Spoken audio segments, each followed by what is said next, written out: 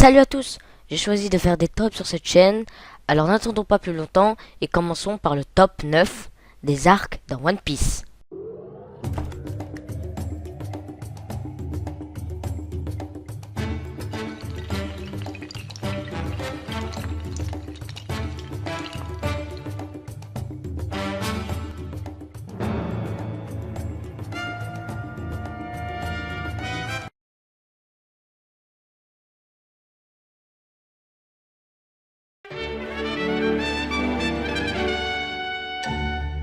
Alors on commence tout de suite ce top avec la 9ème place, l'archipel Sabondi. Pourquoi l'archipel Sabondi est à la 9ème place? C'est un arc qui est vraiment bien, mais il m'a pas trop plu par rapport à ceux qui viendront dans le top, qui viendront dans ce classement. Déjà, je l'ai quand même mis dans ce top parce qu'on a quand même la disparition de l'équipage, la dispersion de l'équipage par Kuma. Et c'est un arc qui a vraiment touché les gens. Donc voilà, il mérite sa place. À la 7ème place, il y a Skypiea. L'arc Skypiea m'a vraiment plu parce que déjà Ener est un personnage vraiment badass. Ce qui est vraiment... C'est un personnage vraiment bon. Mais il y a également la présence des poneglyphes qui ont une importance dans cet arc. Comme sur le poneglyphe, on voit le nom de Roger, ce qui était vraiment excellent.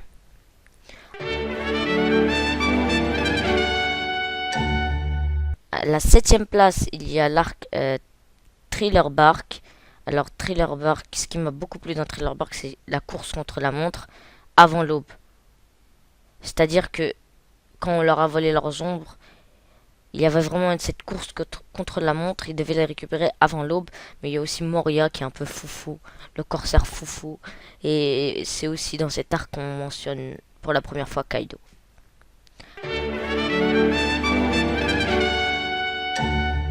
À la 6ème place, on retrouve l'île des hommes poissons.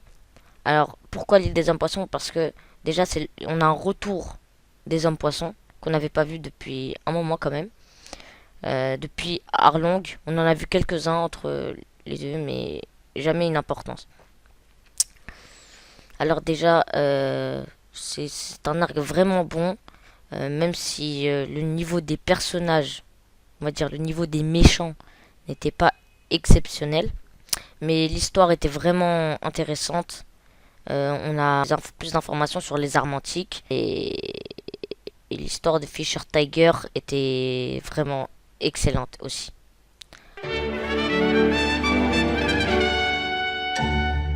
À la 5ème place, on retrouve Dressrosa. Alors Dressrosa, ce qui m'a plu, c'est comme pour Thriller Bark, la course contre la montre. En fait, c'était avant que la Birdcage se referme. Mais il n'y a pas que ça, évidemment. Il y a aussi Doflamingo, qui est l'un de mes corsaires préférés. Enfin, je pense que c'est le corsaire préféré. Ouais, c'est mon corsaire préféré. Mais aussi l'architecture de la ville, qui est un peu à la... C'est Rome, en fait. Hein. C'est à l'italienne. Et l'italienne, ça veut dire mafia. Mafia, ça veut dire Doflamingo. Alors...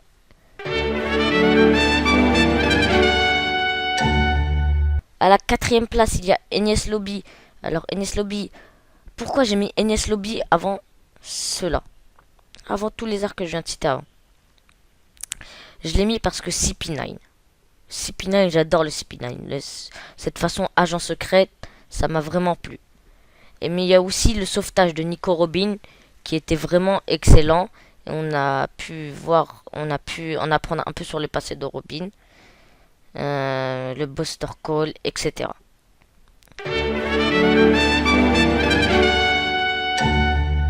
À la 3ème place, Alabasta. Alors, Alabasta, pourquoi? Simplement pour Crocodile. Crocodile, c'est vraiment le premier big boss de One Piece sur Grand Line. C'était un corsaire et c'était vraiment génial.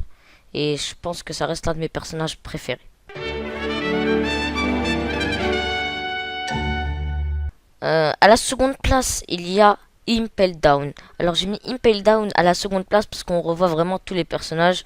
Crocodile, évidemment. Baggy. Baggy qui est vraiment, c'est vraiment un très bon personnage, Baggy. Il est un peu foufou, mais ça va. Mr. 3, Mr. 2, Mr. 1. On voit Ivankov, l'armée révolutionnaire, c'était vraiment bien. Et voilà, voilà, c'est pour ça. C'est pour les personnages.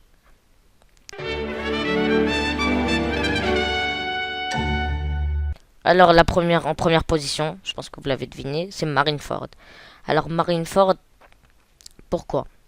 Parce que déjà c'est un arc, je pense, qui est resté dans les mémoires de tout le monde. Hein, la mort d'Ace, de Barbe Blanche, cette guerre, la guerre était vraiment épique. Et qui dit Marineford dit Shanks, Barbe Noire, Barbe Blanche, Sengoku, Garp, vraiment tous les personnages qui étaient emblématiques dans One Piece.